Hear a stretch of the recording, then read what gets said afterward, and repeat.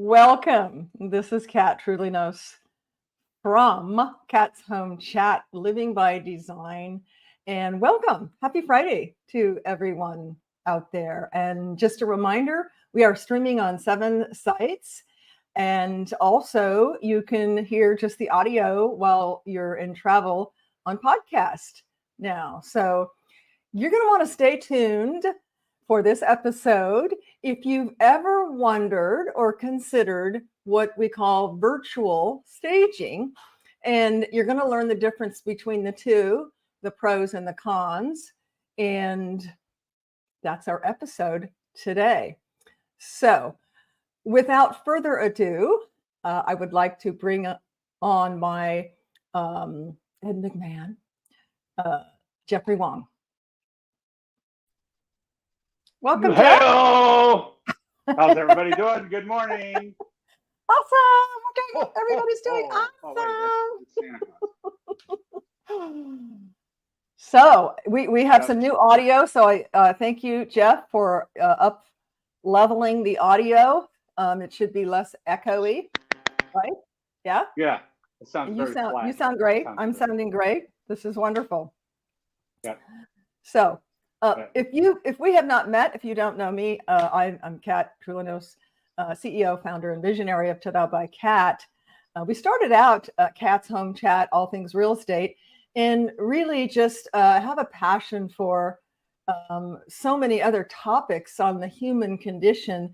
So we've graduated into Kat's Home Chat, all things home. And our newest insight is living by design. Because isn't that really what we all want, is to live intentionally, to improve our lives, to learn, love, give, be more than we were yesterday. And so that just opens up a plethora of topics. You've heard me say before, we've had, certainly everything in the gamut of home, design, inspector, realtor, etc. But we also had attorneys. We've had a sex therapist.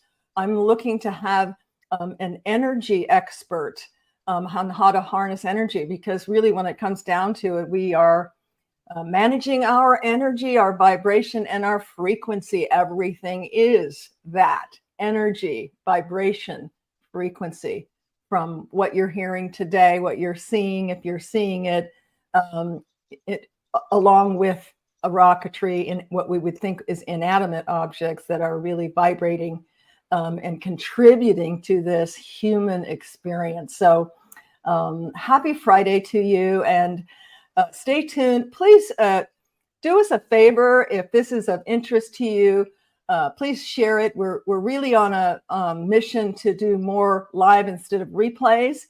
We're in fact, I believe, oh my gosh, this is, do we have a clacker? This is our 100th episode. We need some Foley, Jeff. Where's the clapping? I can't do it when I have headsets on. You can't do it? Okay. No.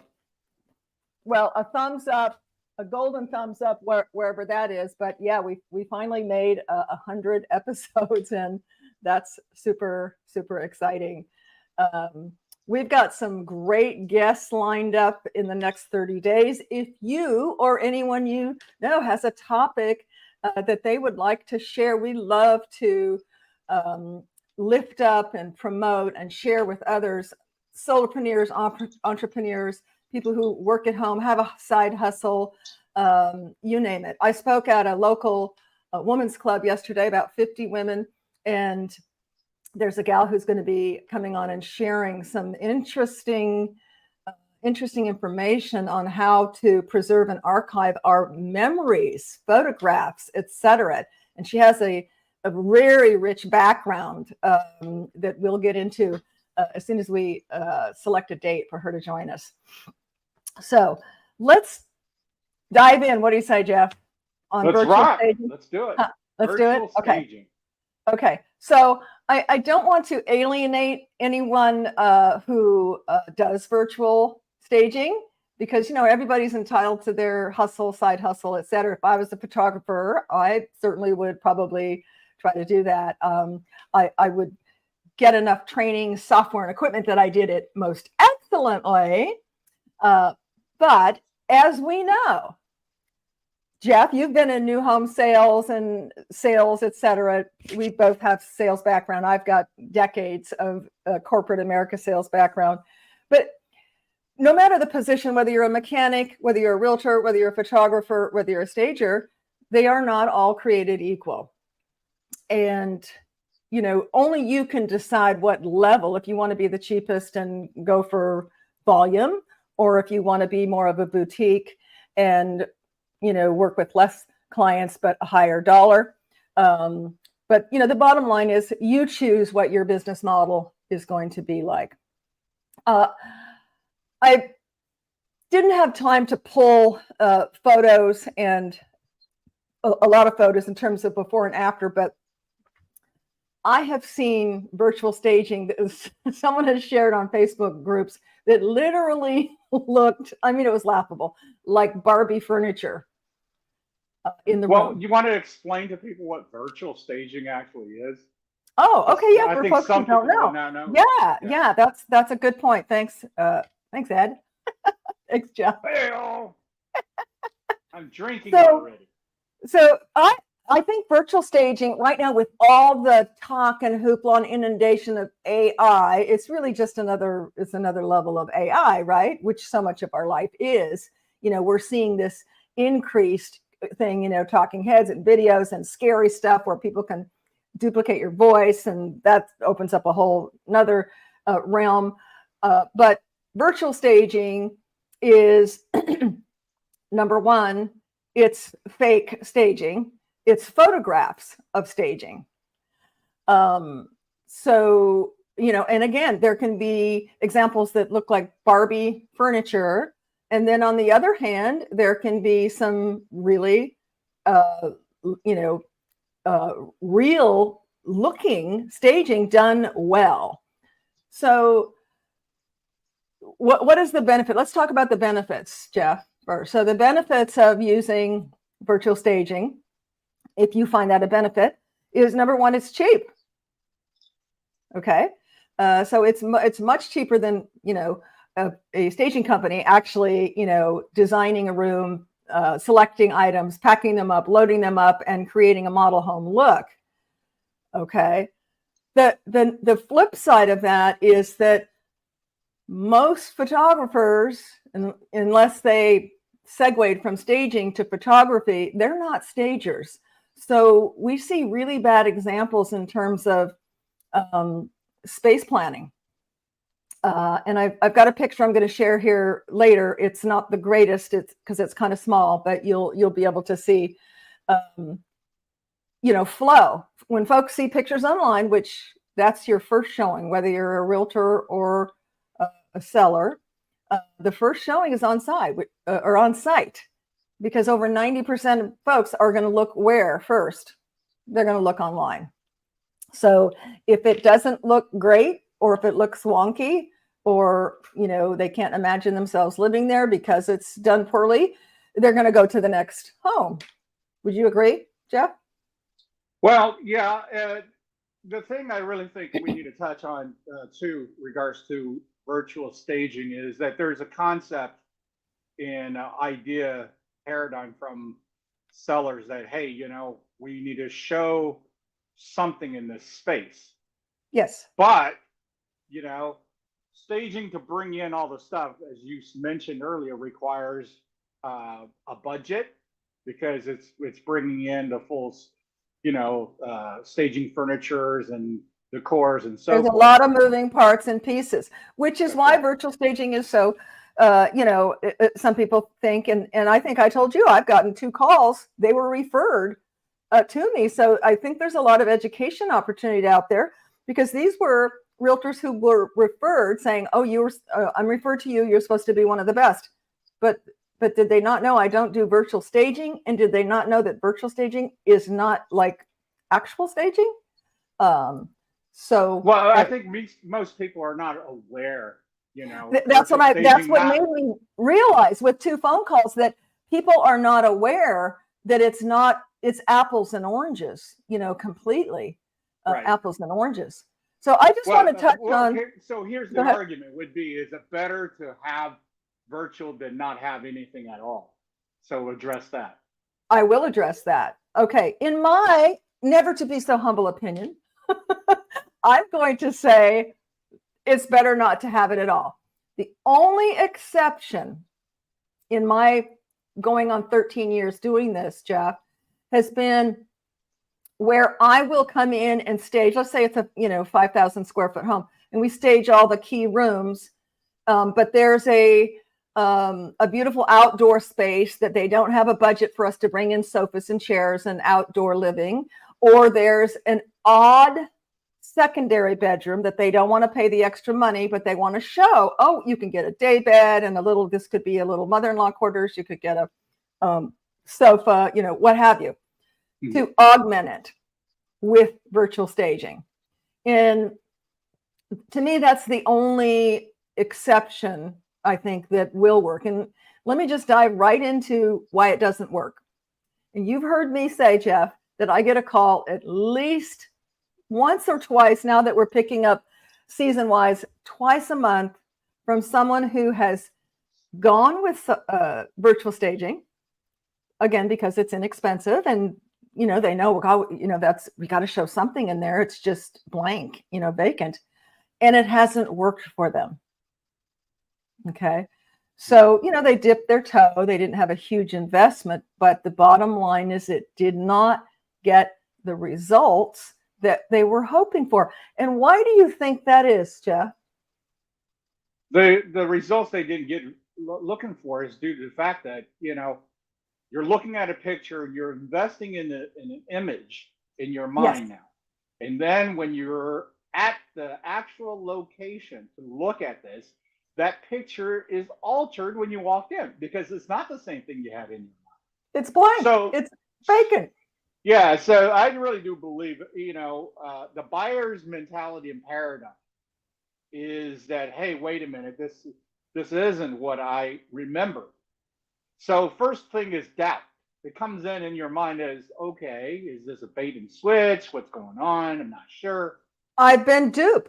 You're spot on there. They feel duped. Someone in one of my courses through the years had put it this way, and I thought it was so adept. They said it's kind of like, someone proposing to you of marriage and never giving you the ring. So, and why is that? Because again, statistics, Jeff, support that 89% of potential buyers cannot visualize the space without furniture, how they're going to live. And, buyers justify price with emotion. Do you think an empty home creates the emotion that a staged home does? No, you and I both know that if we walked a potential buyer into a vacant home, the first thing they do is they look around. They literally look around. And they start looking they have no idea, right? They start looking at blemishes too, which is why my investors are getting so wise, because there's no home that's perfect, really. All homes have some kind of flaw. But when you're doing a renovation and you're a flip, there may be, some, drawers that don't open right, or, different things that need to be fixed. When it's empty, that's all they can do is look at the flaws, right? Well, I think there's that. Because it's so easy to just look at flaws when there's nothing there, right? But the key thing really is that depends on the floor plan, that the type of home, the year it was built, the style that was going on, and all that, is that the placement of what this room does. What is the function of this big room? How will I live? The question potential buyers are subliminally asking themselves is, can I see myself living here? And, I've talked about this before, Jeff, but it's worth repeating because it's just so poignant. We love our open concept homes, right? And I love them because as a designer, decorator, and stager, I can create zones and spaces where 90% of the people out there have no idea. When I walk in for occupied homes, Jeff, Yeah. 90% of the time, the furniture is all shoved up against the wall because people are challenged with, they don't, as I had a client tell me recently, I just don't have that gene. I don't have that decorating gene. And so it's easier just to like look at the walls and put everything up against the walls, which looks odd. It doesn't look welcoming. It doesn't create that feeling of connection. Right. There's no conversation area. There's no focal point, that kind of thing. Let me pull up this slide. And I apologize, it's not the best of slide. I can't see it. Can you say it? Well, I got a little arrow here. I'll use my cursor so folks can kind of see. So this, and I've scratched out the name here. This is the before, which if you look, see if I can make this bigger. Well, I have a huge screen, so I can see. Oh, you do? Okay, I just made it bigger on my screen. So you can see this is a pass-through kitchen. This is definitely not optimal to have your sofa, blocking that, right? That's one thing that's wrong with this. Second thing that's wrong is the coffee table is too high. I just talked about 6 common mistakes in living room for the ladies yesterday, and one of which is your coffee table should not be more than 1 to 2 inches lower or higher. Now, that's from an aesthetic standpoint for staging, but even more so from a functionality standpoint for convenience and ease of actually using the coffee table. So this is the after, okay? And, clearly this virtual staging provider, and as so many of them are, not trained in placement, design, color, and staging. So, this is just one example where they said, okay, well, let's block the pass-through kitchen even more, and let's add a side table to block it even further.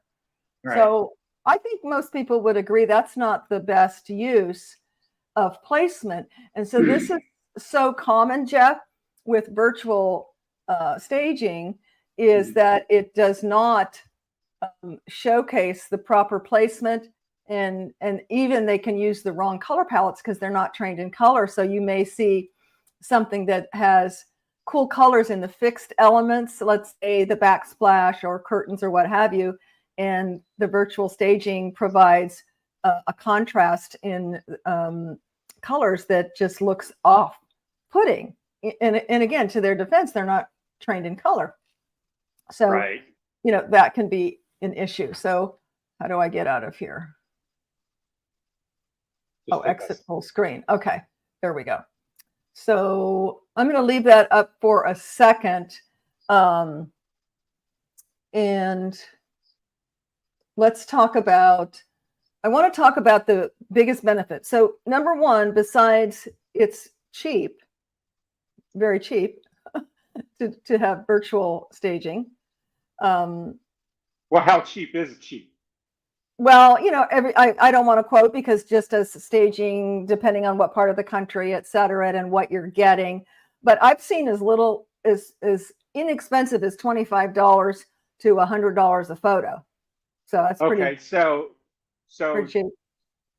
When we're looking at average MLS listing, what is the maximum photo? Is it 40? I think it's up to 50 now.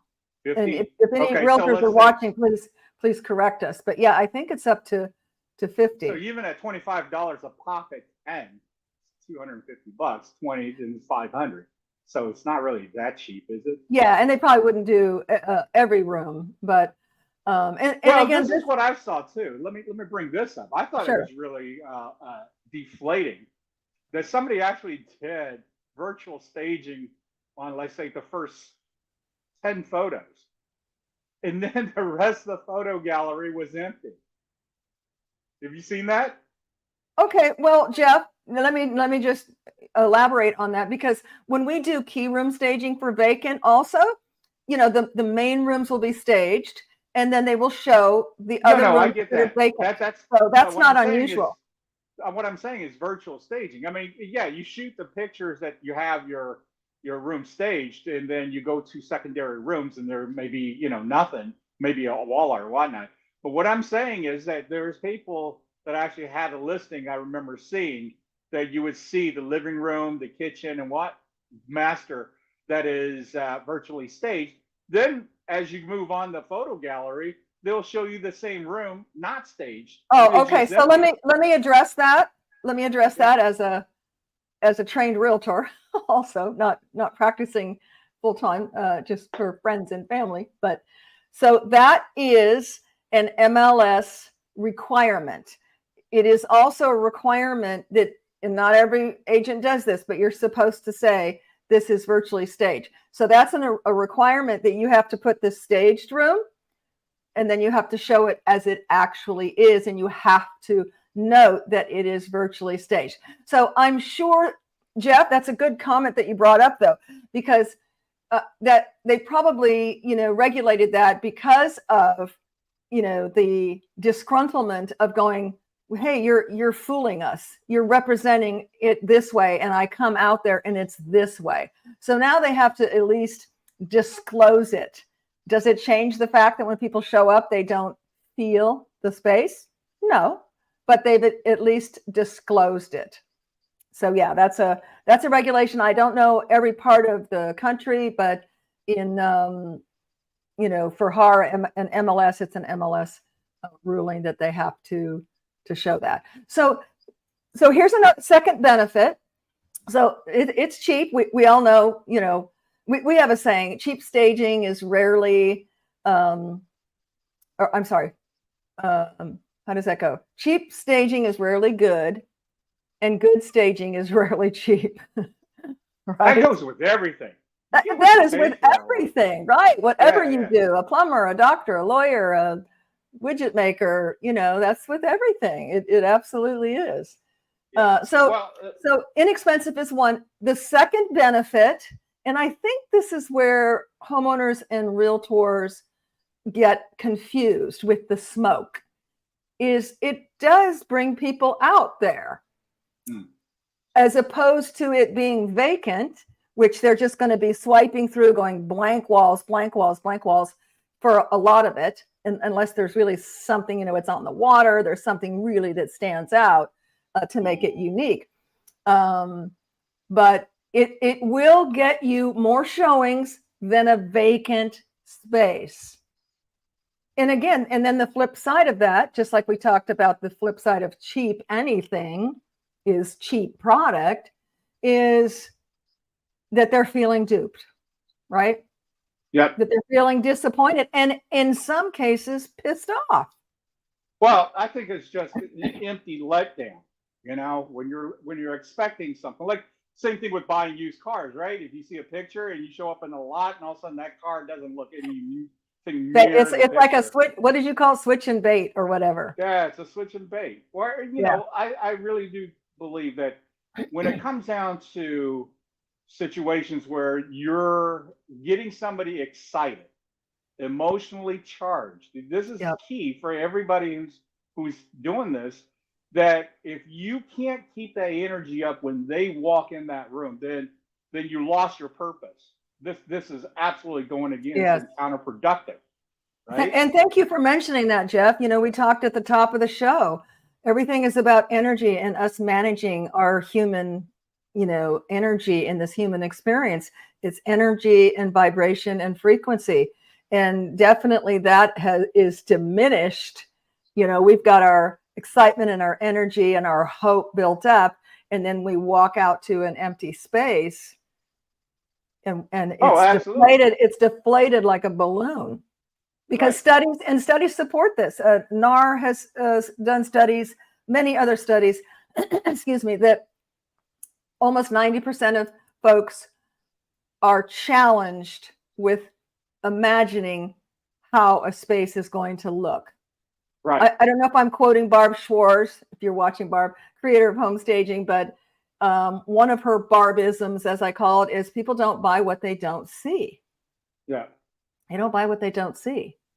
If you don't show them, they don't see it, and they're not going to be able to imagine it, how it's going to be. And keep in mind too, if somebody's out there who's a prospect and buying a house, chances are the agent is not showing them one house, right? Oh my So gosh. Yes. where is your leverage as seller if you walk in a home and they go, well, this isn't what I remembered? Strike one. Two Strike is, one. what is that room over there? No space understanding or design. So that's a strike two, right? Because all of a sudden, what was exciting maybe was one of the top two out of the six you're looking at. Now, when you walk in a room, you don't have that same excitement. You're no longer top two. You're going to Yep. get shoved back to the bottom of that list. And this is just by your behavior. Don't think this is a propaganda or a sales pitch. I'm telling you flat out of 20, 30 years of sales, to know how buyers behave. If they, in their mind, at that point, been relieved of the excitement, been disturbed in regards to their enthusiasm and what their expectations are. And that's key. Buyer's expectation. If you're losing that, you're losing the battle with that prospect. Absolutely. And I think that's a good point, Jeff, because that's where there's that huge letdown is that I expected this. Wait a minute, that's not what I'm getting. And then right. I want to piggyback on another point you made. You know, when I used to work for a builder 14 plus years ago, I would have realtors come into my model home and say, oh yeah, this is the 23rd home. We're on speed shopping, which many people are. They have a short window of time. They're relocating for a new job, a promotion, a demotion, whatever is causing them to move. And they have a short window. And so, realtors are showing them one house after another. So not only is there that emotional and expectation aspect, but there's that memorable aspect. And that's right. And this is one thing that I pride my, team and our services on. You've heard me say before, I'm not a stager that does bowls of oatmeal. I have 3 color certifications, and I use color and I use it well. Now, does that mean that, let's see, we did $1 million home with one of my gorgeous green sofas with white leather club chairs, etc. Does that mean that they are going to, that's what they have as a green sofa? No, but it looked gorgeous. It was memorable. And it says, oh, I can live here. And this is the lifestyle that I would like. I think a lot of people are afraid to use color, and I'll give you an example. You know this story, Jeff, when I worked for a builder here in Houston, and the market was downturn in 2009. And I was charged with liquidating spec homes that were on the ground. So we closed down model homes. So we had no sizzle. We took the sizzle out of the steak. And here we had, builder B, who was fully loaded as a model home. And I had to compete against that. That's actually when I got into I said, hey, we need to stage. What's staging? Here's, and back then we did vignette staging, which we don't do today. It's really grown and elevated since vignette staging. But the bottom line is people don't buy what they don't see. So my manager came to me and I said, look, we've got to get rid of this carpet for this price point, which at that time they were in the 300s. I said, people are walking in, the realtors are showing them, a half a dozen or a dozen homes, and they all have hardwood, and they walk in and go, ooh, carpet. So even though, we would have switched it out, we would have negotiated. My manager even came up with the idea, I've got a great idea. Let's go to the design center and we'll put samples of wood. Because I told them, look, let's just put in hardwood. Oh, no, we don't know what color they'll like. And if they like it, the size and this and that. So we put samples out for several months. Do you think that worked? No, never worked. It didn't, because again, people are looking at the samples and they can't see it. They don't buy what they can't see, even though we're telling them we'll put the wood in. Just pick it. It didn't work. So the next next 3-4 homes we built, we put the wood in, 4-inch, coffee espresso, hard plank, yada, yada, sold like that. Yeah. Because they could see it. They walk it, they could see it, they could feel it. That's and right. they bought it. Right. Yeah. It's just amazing that the concepts and the studies and everything are just so true. You see it time after time after time. You know, really, I don't care what we are buying as consumers, from pizza to Learjets, there's an emotional factor Always involved. Yeah. And let's just, I'll add this too from the buyer perspective. If we're looking for a home and my agent or on my own decide to do research on a certain community zip code, and I'm printing out 20 to 30 possibilities, I don't want to be overwhelmed when I'm going to visit. I want the so-called angel singing effect. Exactly. That's what I'm looking for as a buyer. Right? Or Jeff, could it be? Ta-da! Yeah, there's that too, right? Because you and I both know, if we're walking in with an agent to a house, and the first house we see is just, man, it is oatmeal, it's just not my taste. First thing is, you're not even buying the furniture, but your mind goes into, do I fit what I'm looking at? You see what I mean? Yes. Do I relate? Right. Do I relate what I'm looking at? So there's a key to emptiness or vignette staging, why it doesn't have the same effect. Vignette staging is throwing a plant in the corner with an easy chair or something and calling that living room. And a picture leaned up against the fireplace. That's and right. I know, and I've done plenty of those in my that was done back in the day. I had a realtor recently ask me, you do that? And I said, I'm not going to take your money for that, because it really will do. It's not going to get you the results that you're looking for. Right.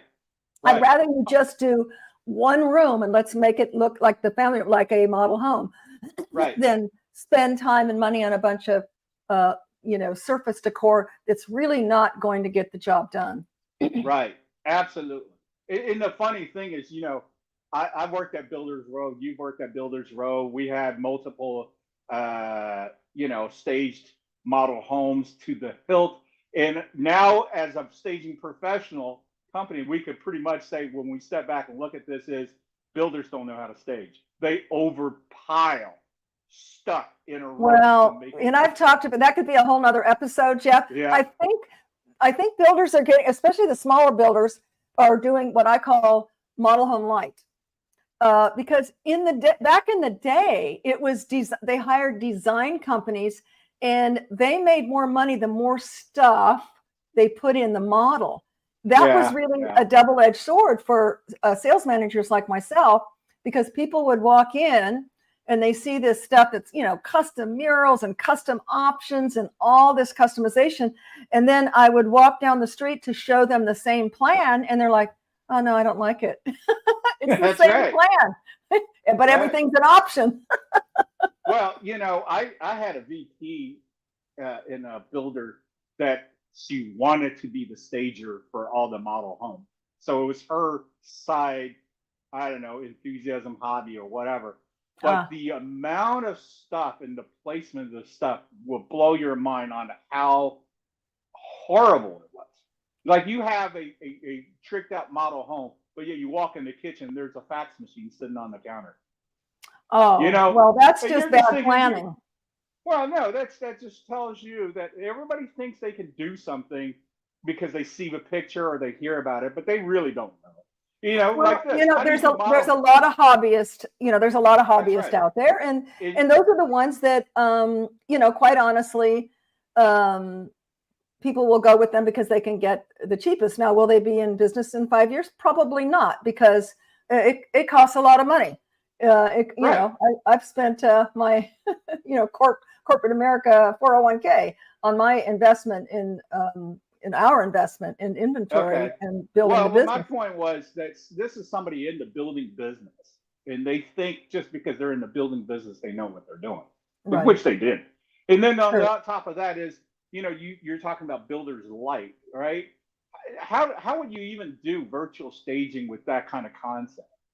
You No, couldn't. no, not you couldn't for a builder. You absolutely couldn't because they need to Right. walk in the model home. Yeah. Right. So what would it be even worse if you did a nice virtual staging and then you did model home light in person? Would that be a bigger bait and switch opposed to you just walking into an empty room? You're talking for a builder?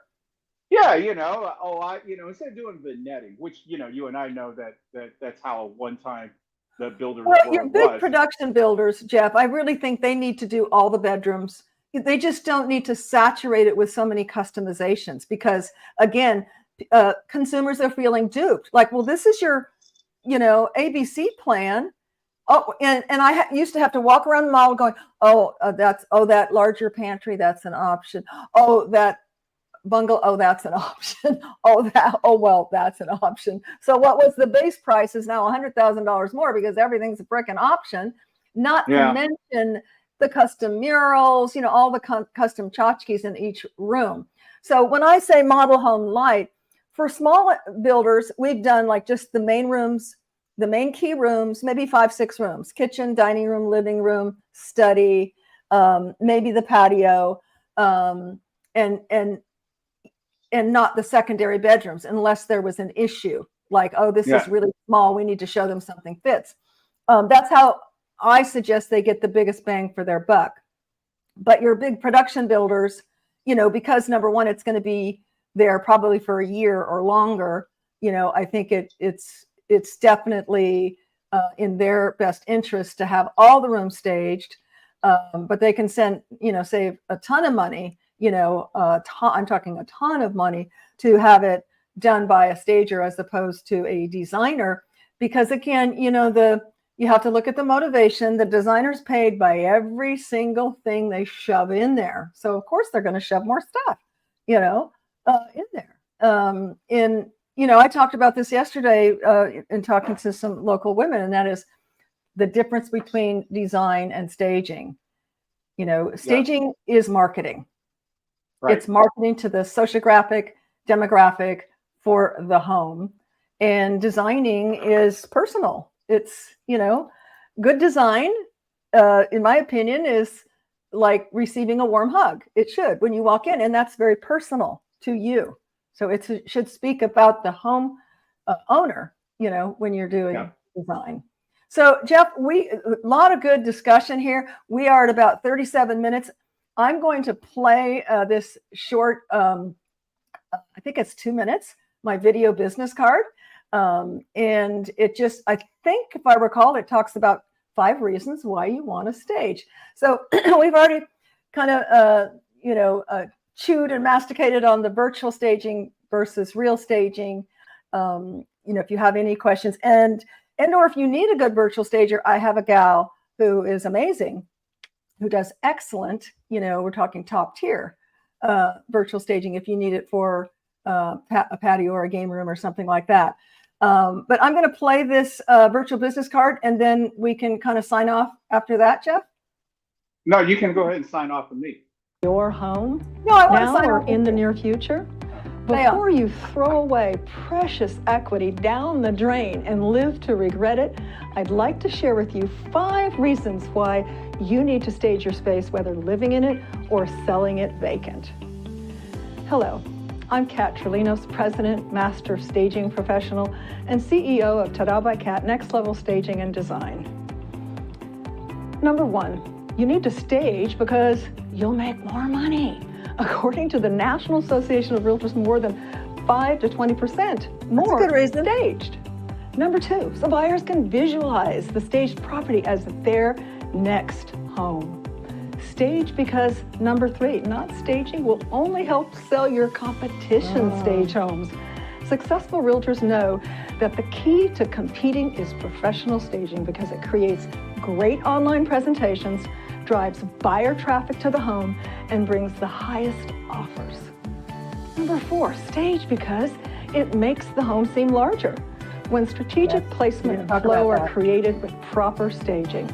And number 5, stage because then you can relax knowing you've done everything possible to get a quick sale, not leave any money on the table. Let our award-winning team bring the magic of next-level staging to your property today. Be prepared to be ta-da'd. You'll be glad you did.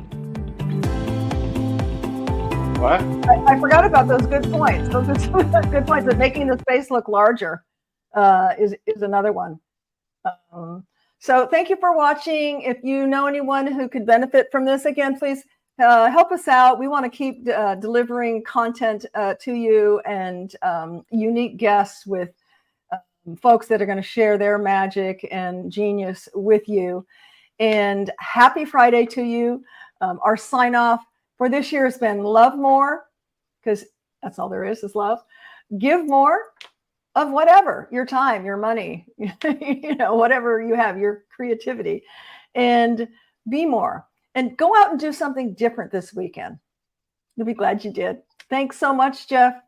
Appreciate you. 100. We hit 100. 100.